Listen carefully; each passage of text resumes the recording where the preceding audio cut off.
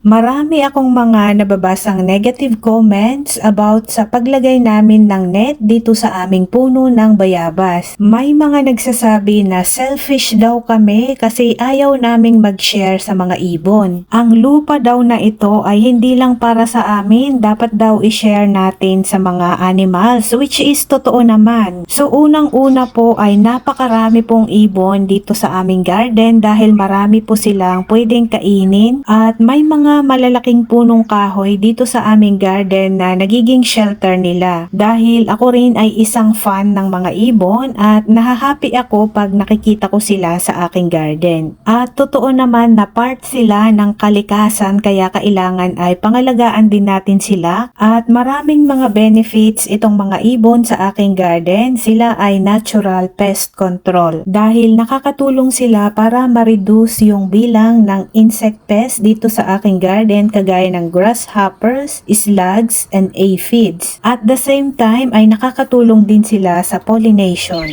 May mga type kasi ng ibon na nagfi-feed sa nectar ng mga flowers at yun ang nakakatulong para sa cross-pollination. And as much as we plant and care for the birds ay unang-una ang number one reason naman natin kung bakit tayo nagtatanim ay para sa ating food consumption. Kaya nga gumagastos tayo sa garden para meron tayong maani na kakainin. At in fairness naman dito sa aking garden ay wala akong problema sa ibon pagdating dito sa aming mga bayabas. Dahil siguro marami namang mga punong kahoy na pwedeng mapagkuhanan ng pagkain ng mga ibon. Ang main reason kung bakit namin nilalagyan ng net itong aming puno ng bayabas ay pang protection sa fruit flies. At ito yung aking tinutukoy, itong Queensland fruit fly. Meron siyang sting sa kanyang puwit at yun ang ginagamit niya para itusok yung kanyang egg doon sa fruit. After 2 to 3 days ay mag-hatch yung mga eggs ng fruit fly into maggots at kakainin nila yung loob ng fruits. At yung mga maggots na yon, yung mga nakikita nating uod sa loob ng mga bayabas. Pero kung gusto mong kumain ng bayabas with free maggots inside, why not? Wag mo nang lagyan ng protection.